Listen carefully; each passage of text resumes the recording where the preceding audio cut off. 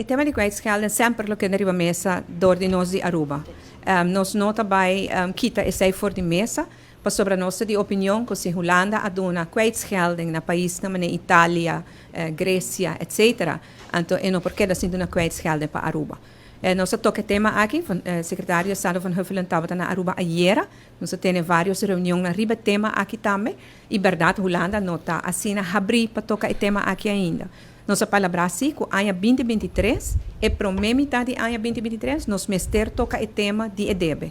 Para aqui, como Aruba apressa 906 milhões de florins de Holanda durante a pandemia. E 906 milhões aqui, nós não apaguei back, mas será apaguei back outubro de ano aqui, mas a puxar para outro ano em outubro. Pois para outro ano em outubro, nós temos uma decisão. Se nós pagar full back, ou parcialmente back, e como nós pagar back. E nós começamos a tocar o tema, né? E nós palavra que Aruba tem pouco voorwerk para fazer, pouco huiswerk para fazer.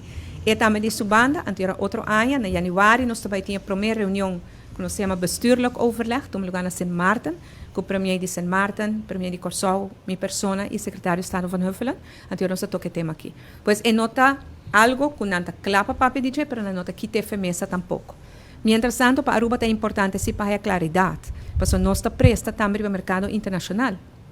Corsau com Sint Maarten não tinha problema aí, e nós temos mais deve de prometer que a pandemia deve que agora ocasionada do governo anterior, que nós temos que refinanciar. E ora nós vai mercar para nós vai refinanciar, não tem é deve grande que tem com Holanda e não tem muito bom, que também passa que sei, mas tem que pagar de pagar, mas vai kwijtschelding. Dus nós mister de duidelijkheid para Aruba é a principal.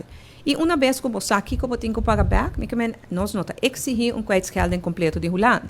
Parcialmente lo ajuda nós hopi bom, pero claridade é mais importante. Uma vez nós aqui nós tem que pagar back, que o término nós incluye de nos proyecciona e nós vamos cumprir com ele.